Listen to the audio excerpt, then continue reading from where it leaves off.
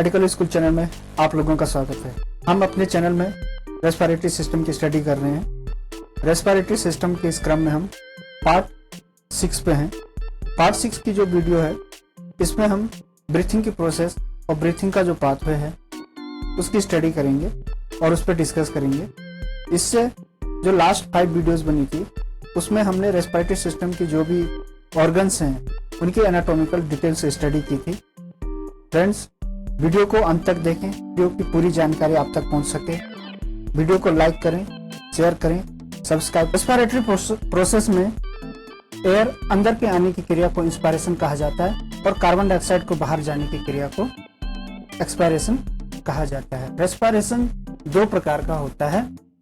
Internal respiration, exchange of oxygen and carbon dioxide between tissue cell and their fluid environment. ये internal respiration तब शुरू होता है जब गैस हमारे बॉडी के अंदर प्रवेश होगी। तो इसमें क्या होता है कि कार्बन डाइऑक्साइड और ऑक्सीजन का जो एक्सचेंज है वो टिश्यू सेल और फ्लूइड एनवायरनमेंट के बीच में होता है। External respiration, exchange of oxygen and carbon dioxide between body and external environment. जो हमारे एक्सटर्नल एनवायरनमेंट है उसमें और बॉडी के बीच में जो गैसेस एक्सचेंज होता है वो एक्सटर्नल रेस्पिरेशन होता है। ह्यूमन बॉडी हो या एनिमल बॉडी, रेस्पिरेशन के लिए सभी में कुछ विशेष ऑर्गन होते हैं।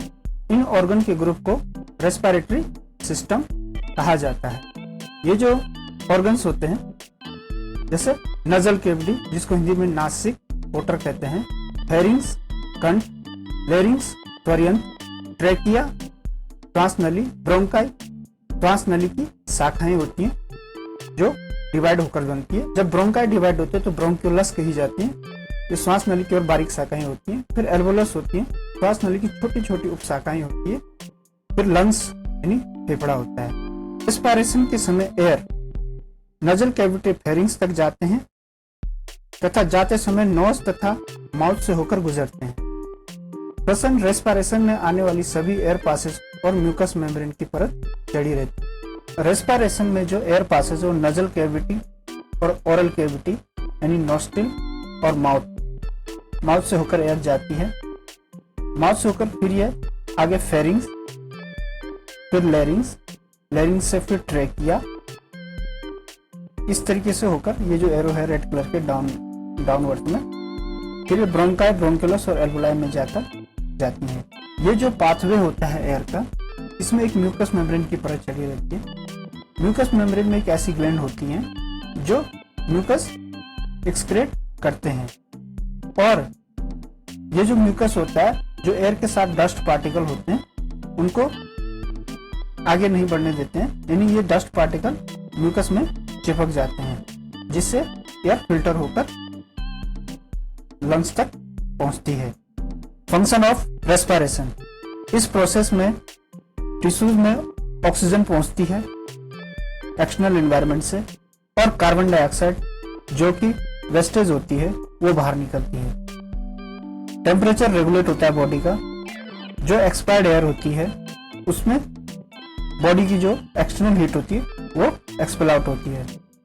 रेस्पिरेशन प्रोसेस से बॉडी के पीएच भी रेगुलेट होता है।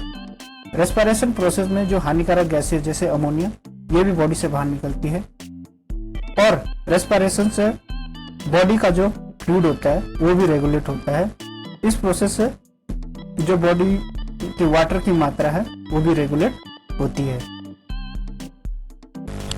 इंपॉर्टेंस ऑफ रेस्पिरेशन, जीवन के लिए न्यूट्रिशन के साथ साथ ऑक्सीजन की आवश्यकता होती है। मेटाबॉलिज्म की डिफरेंस प्रोसेस में बॉडी टिश्यूज ऑक्सीजन को इंस्पायर करती है तथा कार्बन डाइऑक्साइड को एक्सपायर करती है। ऑक्सीजन की कमी होने से टिश्यूज की मृत्यु हो जाती है तथा ऑक्सीजन की कमी का सर्वाधिक प्रभाव नर्वस टिश्यूज पर रहता है। बॉडी के अंदर होने वाली रेस्पिरेशन को 2 पार्ट्स में डिवाइड किया गया है। फर्स्ट है यानी जो इंटरनल रेस्पिरेशन है उसको 2 पार्ट्स में डिवाइड किया गया है, टिश्यूज रेस्पिरेशन और pulmonary respiration. Tissues respiration, tissue में गैसेस एक्सचेंज अर्थात सेल्स व इंट्रासेलुलर सब्सटेंस द्वारा ऑक्सीजन का यूज तथा कार्बन डाइऑक्साइड का एक्सक्रीशन होना टिश्यूज रेस्पिरेशन कहा जाता है, जो एक टिपिकल प्रोसेस है।